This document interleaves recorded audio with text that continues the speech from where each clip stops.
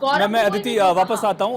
संसदीय कार्य मंत्री, अल्पसंख्यक कल्याण मंत्री किरण रिजिजू अपनी बात रख रहे हैं। शायद एक कंक्लूसिव रिमार्क्स होगा, एक बार सुनते हैं क्या कह रहे हैं। पूरे ज्वाइंट पार्लियामेंट्री कमेटी में मेंबर्स के साथ साथ आज जितने भी मेंबर्स ने पार्टिसिपेट किए हैं, सब लोग ने अपने अपने तर्क रखे हैं, पक्ष में विपक्ष में सबने रखे हैं। मैं सबको सबसे पहले मेरे तरफ से धन्यवाद देना चाहता हूं।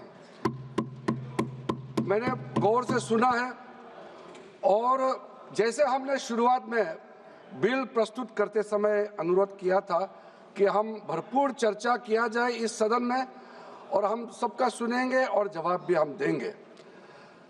मेरे ख्याल से कई मुद्दे ऐसे आया जिसका जो इस बिल का पक्ष में बोलने वालों ने बहुत अच्छे तरीके से जवाब भी दिया है। इसलिए कई ऐसे पॉइंट्स हैं जिसको मैं दोहराना नहीं चाहता हूं, क्योंकि अब देर रात ये चर्चा चल रही है। इसलिए मैं समय को देखते हुए बहुत विस्तृत रूप से अपना जवाब को नहीं रखते हुए संक्षेप मगर कोशिश करूंगा कि आपका जो पॉइंट्स है वो समावित हो जाए। वैसे तो कुछ लोगों ने जो पॉइंट उठाया है वो तर्क है और कई ऐसे मुद्दे हैं जो तर्कहीन हैं। मैंने शुरू से बताया राजनीतिकरण भी हुआ है, लेकिन मैं शुरू में ये कहना चाहता हूं, जो समझते हुए नहीं समझने का अगर प्रयास करता है उसको मैं नहीं समझा सकता हूं। कुछ लोगों को मैंने शुरू में कहा कि अगर आप कहते हैं कि ये बिल गैर संवैधानिक है तो आप बताइए गैर संवैधानिक कैसे है। जबरदस्ती अनकॉन्स्टिट्यूशनल है, अनकॉन्स्टिट्यूशनल कहता है।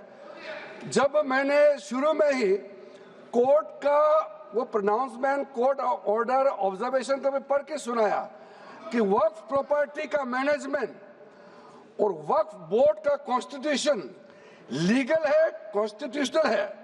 कोर्ट का जो ऑब्जर्वेशन को भी लाइन टू लाइन पढ़ के सुनाया, उसके बाद भी बोल रहा है अनकॉन्स्टिट्यूशनल है। 1954 में आजादी के बाद ये बिल लाए हैं, फिर भी बोलता है ये अनकॉन्स्टिट्यूशनल है। अगर अनकॉन्स्टिट्यूशनल था तो फिर किसी कोर्ट ने क्यों स्ट्राइक डाउन नहीं किया। इसलिए मैं इस सदन में कहना चाहता हूं, कुछ शब्द ऐसा होता है कॉन्स्टिट्यूशनल, अनकॉन्स्टिट्यूशनल, ये हल्के में इस्तेमाल नहीं करना चाहिए। डेमोक्रेसी, कुछ लोग कह रहे थे कि डेमोक्रेसी खत्म हो गया।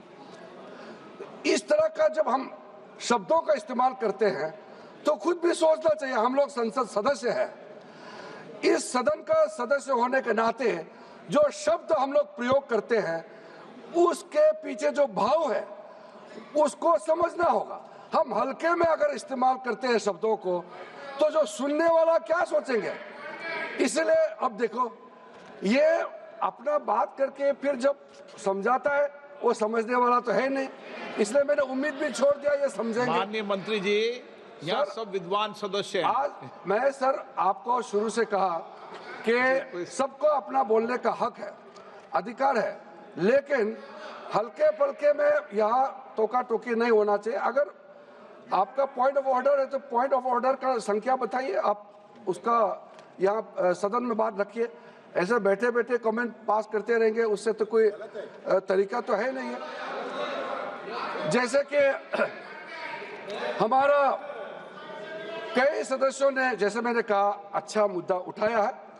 मैं सबसे पहले जो हमारा छोटा भाई समान है लेकिन अभी कांग्रेस का डिप्टी लीडर है, गौरव गोगोई जी है, राजा जी है, कई लोगों ने मुद्दा जो उठाया उसको मैं पहले संक्षेप में जवाब देना चाहता हूं। आपने बोला कि ये वक्फ यूजर को कैसे ओमिट कर दिया है और इसका फायदा क्या है, इसको हटाने से क्या फायदा होता है। ये मैंने शुरू में भी कहा, अभी फिर से मैं उसको थोड़ा और ऐड करके बोलना चाहता हूं। ये जो वक्फ यूजर, चलते फिरते में कोई कहता है कि एक जमाने में यहाँ मेरा बाप दादा या उस जमाने में ये जमीन को ऐसा इस्तेमाल करता था, अगर कोई बोल देता है, अगर वक्फ बोर्ड कहने पर उस जमीन को, उस जगह को वक्फ डिक्लेयर कर देता है, तो ये कैसे हम मान सकता है? कोई प्रमाणित रूप से अगर कहे कि ये उस समय वक्फ के लिए इस्तेमाल किया गया था, सर्टिफिकेट दिखाइए, कोई डॉक्यूमेंट दिखाइए, तो फिर इसको वक्फ डिक्लेयर किया जा सकता है। कहने पर, आप क्लेम करने पर इसको डिक्लेयर करेंगे, आप कैसे मान्यता दे सकते हैं? इसका कोई धर्म का बात ही नहीं है। कई लोगों ने कहा कि एंटी मुस्लिम है। अब बताइए एंटी मुस्लिम कैसे हो गया? चाहे मुसलमान का हो, हिंदू का हो, सिख, जैन, ईसाई, सबका, हर जमीन देश का ही जमीन है। उसमें कानूनी तौर पर अगर कोई जमीन का अधिग्रहण करता है, डिक्लेरेशन करता है, रजिस्ट्रेशन करता है, सबको वेलकम करना चाहिए। इसको आप इस्लाम धर्म के खिलाफ, मुसलमानों के खिलाफ कदम उठाया जा रहा है। कई लोगों ने बार बार इस बात को दोहराया है। मैं मानता हूं कि हम लोग जब इतना विस्तार से चर्चा कर रहे हैं, तो जब इल्जाम लगाते हैं तो बिना तर्क का इल्जाम नहीं लगाना चाहिए। सर, जो हम वक्फ, मैं राजा जी, आपने इस बात को 2 बार दोहराया है। I want to be very clear in informing my honorable colleagues that removal of waqf by user proposed in the bill is due to inadequate documentation, data supporting ownership of the waqf properties leading to disputes. There are huge numbers of disputes pending in the tribunals, and we have to ensure that this speedy justice is delivered. Whatever possible effort we have to do, we must do. Otherwise, justice delayed is justice denied. We know thousands of cases are pending in the tribunals and the courts. How can we be just ignorant about things happening before us? We have the records in the hand. We have to take some proactive steps. So when we take certain provisions into consideration, there is a considered opinion applied in taking the particular step. There are numerous examples I can cite, but I don't want to take much time because much has been deliberated upon it. Sir, वक़्फ़ और औलाद के बारे में कई लोगों ने जिक्र किया। हमारा ओवैसी साहब बहुत विद्वान है, उन्होंने कई मुद्दे उठाए हैं। उन्होंने एक आरोप भी लगाया कि मुसलमानों में वक़्फ़ और औलाद का आप प्रावधान कर रहे हैं, हिंदुओं में क्यों नहीं कर रहे हैं? मैं उसको बताना चाहता हूं कि हिंदुओं में तो प्रावधान पहले से है, अलग से कानून बनाने का क्या आवश्यकता है? तो इस्लाम का प्रैक्टिस में महिलाओं के लिए, बच्चों के लिए जहां कमियां हैं, उसको पूरा करने के लिए हम इस यहाँ पे प्रावधान लेके आ रहा है। एक यूनिफॉर्म हो हमारे देश में, अपने बच्चे, अपने महिला सब देश का नागरिक है, हम कैसे छोड़ देंगे? तो इसका मतलब आप खुद ही हमको आरोप लगाएंगे आप सरकार में क्या कर रहा है, आप मुख दर्शक बन के बैठे हुए हैं। इसलिए मैं कहना चाहता हूं, चाहे विडो हो, डिवोर्स वुमेन हो, चाहे वो ऑर्फन्स, अनाथ हो, उनका प्रावधान हमने किया है, जिसका एक्सप्लेनेशन मैंने पहले भी दिया है। गौरव जी ने जो एक चीज थोड़ा सा उल्टा समझाया, मैं उसको थोड़ा सा सीधा समझाना चाहता हूं। उन्होंने कहा कि 7% जो कंट्रीब्यूशन मुतावलिस का ओर से जो दिया जाता है बोर्ड को, उसको 7% से 11% बढ़ाना चाहिए। मैं उसको सही करके बताना चाहता हूं। हम चाहते हैं कि बोर्ड को सपोर्ट करने के जगह वो पैसे को गरीबों के लिए ज्यादा इस्तेमाल करें। जो औकाफ है उसको डेवलप करने के लिए और भी रिसोर्सेस उसके पास रहे। हम तो चाहते हैं कि वेलफेयर के लिए काम हो, तो उसका प्रावधान को बढ़ाने का किया है। तो मैं ये करेक्शन के तौर पर आपको कहना चाहता हूं। कलेक्टर के बारे में ऐसा कहा गया कि कलेक्टर जो है बहुत बड़ा एक ऐसा ये पोजीशन, ऐसा एक कुर्सी है जो सिर्फ हम लोगों को नुकसान करने के लिए बैठा है, और कलेक्टर पोजीशन को विश्वास नहीं करना चाहिए। इतने सालों से कलेक्टर का जो बेसिक जॉब होता है वो रेवेन्यू, प्रशासन और बाकी जो डिस्ट्रिक्ट में व्यवस्था के लिए कलेक्टर होता है। डिस्ट्रिक्ट कलेक्टर होता है, डिप्टी कमिश्नर कहा जाता है, कहीं कहीं डिस्ट्रिक्ट कलेक्टर कहा जाता है। वो बेसिकली डिस्ट्रिक्ट में वेलफेयर ऑफिसर होता है। अगर हम कह दें कि हम कलेक्टर को विश्वास ही नहीं करेंगे, आप सोच के देखिए फिर हम विश्वास किसको करें? तो इसलिए कलेक्टर जो है किसी पार्टी का नहीं होता है। कलेक्टर एक ड्यूटी बाउंड ऑफिसर होता है और जिम्मेदारी के साथ वो अपना ड्यूटी निभाता है। इसलिए कलेक्टर के ऊपर में प्रहार करने का जगह हम सब अगर ये सुझाव देते कि वक्त प्रॉपर्टी का मैनेजमेंट में और क्या सुदृढ़ और क्या अच्छा कदम उठाया जा सकता है, अगर ये सुझाव आते तो मैं उसका वेलकम करते हैं, मैं इसको स्वागत करते हैं। लेकिन अब कलेक्टर के बारे में आप लोगों ने एकदम इतना अविश्वास मत किया है, तो मैं इसलिए कह रहा हूं कि ऐसा किसी अधिकारी के ऊपर में नहीं करना चाहिए। और कोई भी अधिकारी गलत काम करता है तो उसका तो अपना उसका डिसिप्लिनरी एक्ट अलग होता है, प्रावधान होता है। सर, जो अपील का प्रावधान किया है उसका थोड़ा डीपली आप समझना होगा। उन्होंने कहा कि पहले भी प्रावधान था, कई मेंबरों ने कहा। सर, रिट और सूट का अंतर को समझना होगा। जो रिट पिटीशन होता है वो कितना रेस्ट्रिक्टिव होता है और उसमें वो डिस्क्रिशनरी होता है। सर, उसमें आपको कोई अपना हक है, अपना अधिकार हिसाब से आप जा नहीं सकता है, उसका बहुत सीमित उसमें विंडो खुला होता है। लेकिन जब सूट होता है वो आपका अधिकार होता है। आप जब भी जाकर के आप सिविल कोर्ट में जाकर के कोई भी प्रॉपर्टी का मैटर होता है वो सिविल कोर्ट में जाता है, उसका आप इस्तेमाल कर सकते हैं अधिकार के तौर पर। लिमिटेशन के बारे में कहा गया है, लिमिटेशन के बारे में मेरा जो जितने भी हमारे जो साथियों ने कहा है, आपको मैं कहना चाहता हूं, हमारा लॉ ऑफ लिमिटेशन जो क्यों हमने इसमें अप्लाई किया है, किसी ने कहा है कि लिमिटेशन जो है यहाँ में बाकी जगह में भी है और यहाँ कंपेयर करने का कोशिश किया, मैं उसको बताना चाहता हूँ। आपने जो एग्जाम्पल दिया कि लॉ ऑफ लिमिटेशन यहाँ क्यों लगाया और हिंदुओं में क्यों नहीं लगाया, रामलला का एग्जाम्पल दे करके मैं बताना चाहता, आप समझ जाएगा। रामलला का वहां में लॉ ऑफ लिमिटेशन लगाया क्योंकि रामलला माइनर है और उसी हिसाब से उसमें लॉ ऑफ लिमिटेशन का वहां एप्लीकेशन हुआ है। और यहां हम आपको कहना चाहते हैं कि अगर हम लॉ ऑफ लिमिटेशन लगा करके किसी भी चीज का संरक्षण कर सकते हैं या उसको डिस्पोजल में हम ज्यादा स्पीड से मदद कर सकता है तो अप्लाई करना चाहिए। अगर लॉ ऑफ लिमिटेशन हम हटा देंगे, जहां जरूरत है वहां से हटा देंगे और अब बरसों तो किसी भी चीज का मर्जी से क्लेम कर सकता है, तो आप सोच के देखिए ऑलरेडी इतना केसेस पेंडिंग है, उसमें कितना और बढ़ोतरी होगा। आप नहीं चाहता क्या केस का डिस्पोजल जल्दी हो? तो ये सारा चीज जो है आप लोग अलग अलग कई लोगों ने समर्थन किया है लेकिन बहुत सारा लोगों ने नहीं किया। सर, गृह मंत्री जी ने जो स्पष्टीकरण देने के बाद भी फिर से 2-3 मेंबर ने ये चीज को उठाया।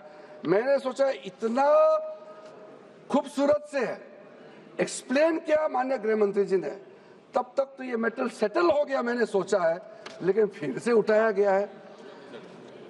देखिए सर, ये जो वक्फ और वक्फ बोर्ड, इसका अंतर को फिर से जो गृह मंत्री जी बताया, मैं उसको फिर से दोहराता हूं। आप कहते हैं कि ये मुसलमानों का मामला है और धार्मिक मामलों में गैर मुसलमान कैसे आ जाते हैं। ये कोर्ट का ऑर्डर भी आपको पढ़ के सुनाया, एक्सप्लेनेशन भी किया, इलस्ट्रेशन भी दिया, फिर भी आप समझने के लिए तैयार नहीं है। वक्फ प्रॉपर्टी जो वाकिफ होता है वो मुसलमान ही होता है, वही क्रिएट करता है। औकाफ को कौन चलाता है? उसका मुतावली चलाता है, वो मुस्लिम ही होता है। यहाँ में गैर मुसलमान वक्फ प्रॉपर्टी को मैनेज करने के लिए आने का संभावना कहाँ है, वो बताइए। जबरदस्ती बोलता है कि नॉन मुस्लिम वक्फ प्रॉपर्टी और मुस्लिम का रिलीजियस अफेयर्स में क्यों हस्तक्षेप कर रहा है। हम बार बार बोल रहे हैं कि नहीं है, फिर भी आप बोल रहे हैं। सर, मैं इसका इलाज नहीं कर सकता हूं। सच्चाई को मानने के लिए वो तैयार नहीं है, मैं किस भाषा में समझाऊं सर? मैं तो परेशान हो गया कि गृह मंत्री जी इतना समझाने के बाद ये मैटर नहीं उठना चाहिए। सर मैंने बहुत ध्यान से सबका बात सुना है। ये एक एक पॉइंट में जवाब दूंगा तो बहुत लंबा हो जाएगा, लेकिन एक डिटेल मैं आपको जरूर बताना चाहता हूं। जो टोटल वक्फ प्रॉपर्टी हमारा पोर्टल में है, मैं उसका जिक्र सदन के सामने में शेयर करना चाहता हूं। चैरिटेबल पर्पस के लिए हम लोग कहते हैं, कैसे इस्तेमाल हुआ है, कितना हुआ है, आप खुद सुन लीजिए।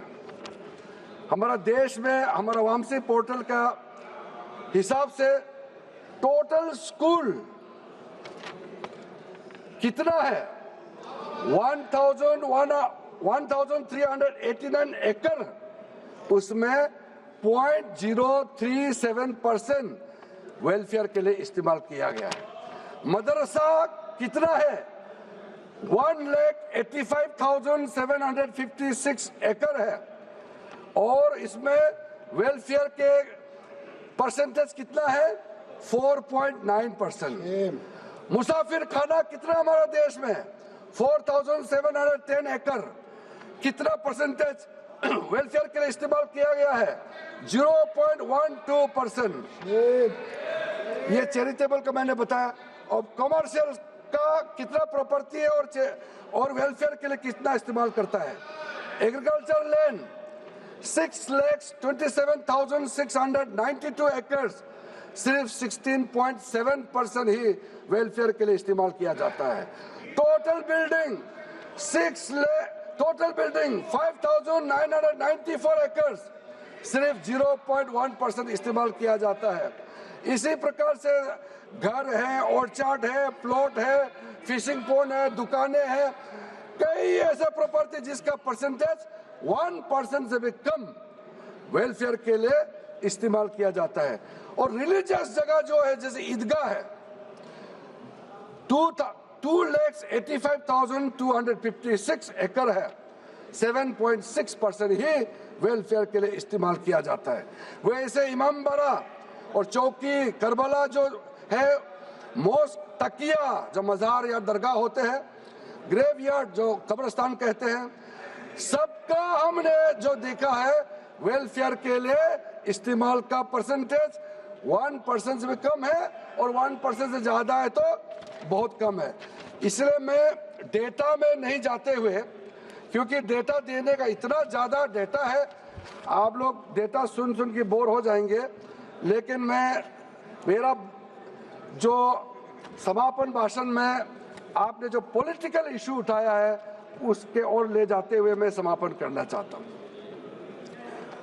आप लोग बार बार ये कहता है कि ये हमारा सरकार जो है मुसलमानों का खिलाफ कदम उठाया जा रहा है। आप बार बार ये कह रहे हैं कि स्पेसिफिक हमारा देश में मुस्लिम को डिवाइड किया जा रहा है, ये आपने कहा। आप थोड़ा सोच के देखिए, आपने जितना जो उस समय पुराने प्रावधान के मुताबिक सुन्नी बोर्ड अलग, शिया बोर्ड अलग, और बाकी मुसलमानों का बोर्ड अलग अलग होना चाहिए, ये आपने किया है। हम कर रहे हैं कि हर एक बोर्ड में जितना मुस्लिम सेक्ट है सब मिलजुल के एक साथ उसमें बैठना चाहिए। तो मुस्लिम को डिवाइड आप कर रहे हैं कि हम कर रहे हैं? हम तो सारा मुसलमान को यूनिफाई कर रहे हैं, डिवाइड तो आप कर रहे हैं अलग अलग करके। और आप इल्जाम लगाते हो हमको मुसलमानों को डिवाइड करने का बिना तर्क का। सर हमने पहले भी थोड़ा सा आपको आगाह किया था, विशेष करके केरला के एमपीज को मैंने कहा था, वैसे तो सबके लिए है, लेकिन केरला के हमारा एमपी साथियों ने बार बार कहा। मेरे पास केरला से क्रिश्चियन डेलीगेशन भी आए, और मुनम्बम वो 600 फैमिली का प्रतिनिधि भी मेरे पास आए। हमारे एक साथी एमपी ने भी कहा कि उनके कॉन्स्टिट्यूंसी का है। अगर ये केस केरला में सेटल हो जाते, केरला के सरकार या केरला के जो हमारे मान्य सदस्य हैं, आप अगर वहां मैटर को सेटल करते, वो जो विक्टिम फार्मर्स वहां वो सेटिस्फाइड होते, तो हमारे पास क्यों आते? आपने उनका दुख को समझने का कोशिश नहीं किया, आपने समाधान नहीं कर पाया, तभी तो वो हमारे पास आया। और ये बिल पास होने के बाद उनका दुख का, उनका तकलीफ का समाधान भी हो जाएगा। आप कह रहे हैं कि हमारा बिल को माइनॉरिटी सपोर्ट नहीं कर रहा है। आज पूरा देश का जो क्रिश्चियन कम्युनिटी का तरफ से जो प्रेस रिलीज और मेमोरेंडम आ रहा है, आप क्या ये कहना चाहते हैं कि जो चर्च का काउंसिल है, बिशप काउंसिल वगैरह, क्या पढ़ा लिखा नहीं है, वो जानकारी नहीं है उनका? आपका कहने का मतलब क्या, वो ऐसे ही मेमोरेंडम, ऐसे ही प्रेस रिलीज दिया है? वो दुख है, इसलिए तो अपील कर रहे हैं आपसे कि इस वक्फ अमेंडमेंट बिल को सारा एमपी समर्थन करना चाहिए। ये पूरा क्रिश्चियन ऑर्गेनाइजेशंस के ओर से अपील किया गया है।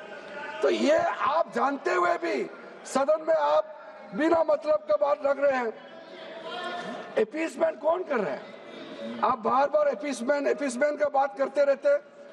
संविधान को आज भी 2-3 लोगों ने संविधान का किताब को पकड़ा, और मैं पहले भी कह चुका हूं, संविधान को हाथ में पकड़ना, भारत के तिरंगा को हाथ में पकड़ना अच्छी बात है, लेकिन संविधान पकड़ेंगे, तिरंगा पकड़ेंगे, फिर आप बोलते हैं कि देश से आजाद होना चाहिए, देश को टुकड़ा होना चाहिए, ये नारा लगाने वाले का समर्थन करना, यह कहां तक जस्टिफाई करता है? इंडियन स्टेट से लड़ेंगे जो लोग इंडियन स्टेट का खिलाफ लड़ेंगे बोलने वालों के साथ आप लोग खड़ा रहते हैं।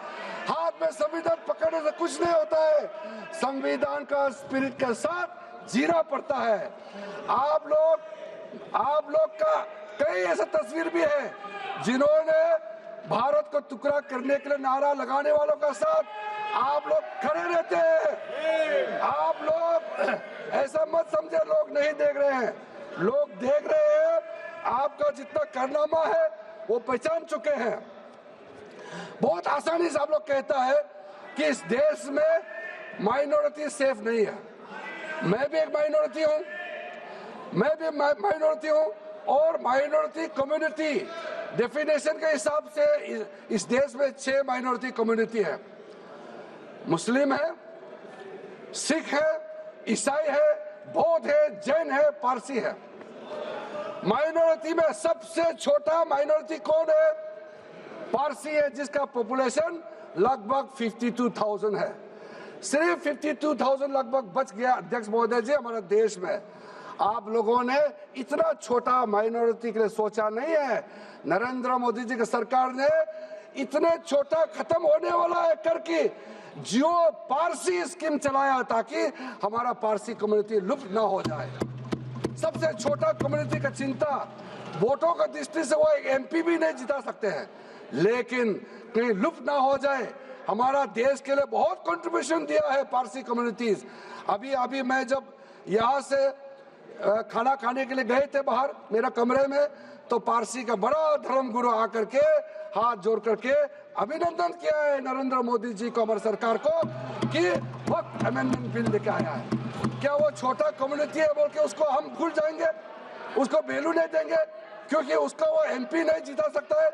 छोटे से छोटे कम्युनिटी को भी ध्यान रखने का काम नरेंद्र मोदी जी सरकार ने किया है।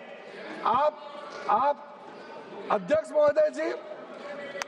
महोदय जी वेणुगोपाल जी, थोड़ा सा उनको जब सच्चाई बात बता रहे हैं तो वो सुन नहीं पा रहे हैं, इसलिए वो बैठने में तकलीफ मैं देख रहा हूं, लेकिन थोड़ा पेशेंस से सुनिए, मैं बहुत जल्दी अपना बात को समाप्त करूंगा। माइनॉरिटी कम्युनिटी सेफ नहीं है, किसने कहा? आज भी कई सदस्यों ने ये लफ्ज को फिर से इस्तेमाल किया है।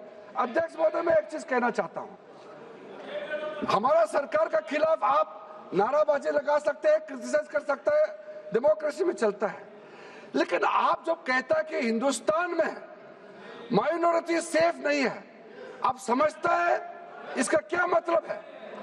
मैं दावे के साथ कह सकता हूं, मैं खुद एक माइनॉरिटी हूं। हिंदुस्तान से ज्यादा माइनॉरिटी का सेफ्टी कहीं और नहीं है। इस देश में हर एक माइनॉरिटी शान से जीने का अधिकार रखता है। अध्यक्ष महोदय जी, ये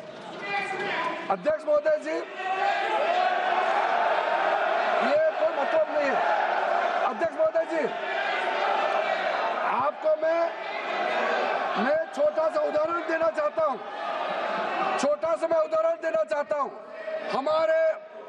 हमारा देश में जितना बॉर्डर कंट्री से आप सब जानते हैं, 1959 में, अध्यक्ष महोदय जी, 1959 में चीन और तिब्बत में जो समस्या हुआ, उस समय तिब्बतन जो लोग हैं, परम पावन दलाई लामा जी का साथ कहाँ आना पड़ा? हमारा देश में आया और शरण लेकर के यहाँ बैठा हुआ है। म्यांमार में डेमोक्रेसी को लेकर के समस्या जब खड़ा हुआ, वहाँ के सारा रिफ्यूजी कहाँ आया? हिंदुस्तान में, भारत में आकर के हमारे यहाँ रिफ्यूज लिया है। बांग्लादेश में वहाँ माइनॉरिटी कम्युनिटी का खिलाफ में रिलीजियस परसिक्यूशन हुआ, वो कहाँ आए? रिफ्यूजी बन करके भारत में आया है। पाकिस्तान में, अफगानिस्तान में जब माइनॉरिटी सिख हो, क्रिश्चियन हो, हिंदू हो, बौद्ध हो, जब वहाँ रिलीजियस परसिक्यूशन हुआ, वो कहाँ आए? वो हमारा देश में आया है। अध्यक्ष महोदय, श्रीलंका तमिल का साथ जब समस्या हुआ, श्रीलंका तमिल भारत में आए हैं। तो आप कैसे कह सकते हैं कि भारत में माइनॉरिटी सेफ नहीं है? ये बहुत गलत बात जो आप लोग कह रहे हैं। आपको आने वाला पीढ़ी भी माफ नहीं करेगा। अपना देश को गाली देना, अपना देश को बदनाम करना, ये आप सदन में रिकॉर्ड में कहा है। आने वाला पीढ़ी आपके बारे में क्या सोचेंगे आप सुन लीजिए। और कहता है कि सेकुलर के बारे में कई लोगों ने कहा है, जब हमारा देश, भारत देश का विभाजन हुआ तो भारत देश तो सेकुलर रह गया। हमारा देश से जो अलग हुए वो सेकुलर नहीं हुआ। क्यों अध्यक्ष महोदय? ये तो जानना जरूरी है और इस सदन में मुझे कहना चाहिए। इस देश में भारत देश सेकुलर इसलिए है कि भारत देश में मेजॉरिटी लोग सेकुलर सोचते हैं। मेजॉरिटी सेकुलर सोचते हैं, तभी तो ये देश सेकुलर है। बांग्लादेश और पाकिस्तान में सेकुलर क्यों नहीं है? किसके वजह से सेकुलर है? उसको कम से कम एक्नॉलेज तो करना चाहिए। इसलिए सेकुलरिज्म को लेकर के ये लोग बार बार सेकुलर कहते हैं। अगर ये पाकिस्तान में होते, बांग्लादेश में होते, तो अपने आप को ये सेकुलर नहीं कहते। यहाँ सब फ्रीली कह सकते हैं हम सेकुलर देश में रहता है। तो इसके बावजूद भी आप इस देश को गाली देने का काम करता है। अध्यक्ष महोदय, इसमें हमारा जो माइनॉरिटी कम्युनिटीज को लेकर के जो आप लोगों ने बदनाम करने का कोशिश किया, मैं आपका जो पुराना रिकॉर्ड को मैं कहना चाहता हूं। हमारे पूर्वोत्तर राज्यों में पंडित जवाहरलाल नेहरू जी के समय में, मैं नेहरू जी का क्रिटिसाइज नहीं कर रहा हूं, मैं उन्होंने क्या कहा और क्या पॉलिसी अपनाया उसको मैं बोलना चाहता हूं। पंडित जवाहरलाल नेहरू जी ने 1950s में स्ट्रिक्ट ऑर्डर पास करके कहा है कि नॉर्थ ईस्ट में क्रिश्चियन मेजोरिटी नहीं करना है, ट्राइबल लोगों का अपना तरीका से जीना देना चाहिए। आज हम क्रिश्चियन के खिलाफ हम नहीं कर रहे हैं। वो नेहरू जी ने कहा था कि tribal should be allowed to live according to their customs and traditions. ये नेहरू जी का पॉलिसी है। बाद में श्रीमती इंदिरा गांधी जी के समय में मदर तेरेसा को हमारे वहां नहीं आने देने के लिए प्रतिबंध किसने लगाया? इंदिरा गांधी जी ने मदर तेरेसा का एंट्री बैन किया है। और हमको आप कहते हैं कि क्रिश्चियन को अटैक करते हैं। देखिए, आप लोग, आपका इतिहास से आप भाग नहीं सकते हैं। और नेहरू जी, इंदिरा गांधी जी पूर्व प्रधानमंत्री रहे हैं, इज्जत सब करते हैं उस हिसाब से, लेकिन उनका किया वाला चीज को भी आप उससे भाग नहीं सकते हैं। अध्यक्ष महोदय जी, ये 12 बजने वाले हैं, 12 बज के पार हो गए। मैं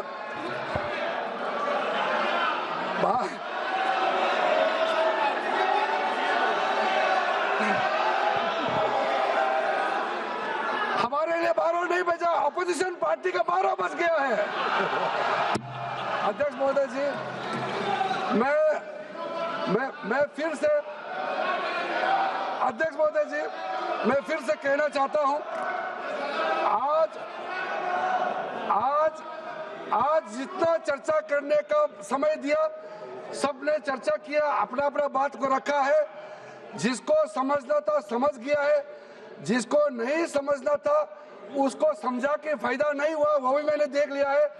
लेकिन ये बिल पास होने पर करोड़ों करोड़ों गरीब महिलाएं, बच्चे, गरीब मुसलमान प्रधानमंत्री नरेंद्र मोदी जी को धन्यवाद देंगे, ये मैं दावे के साथ कह सकता हूं। और मैं सबको कहना चाहता हूं, हृदय परिवर्तन करने का अभी भी समय है और इस बिल को समर्थन करके पारित होने में मदद करें। बहुत बहुत धन्यवाद अध्यक्ष जी।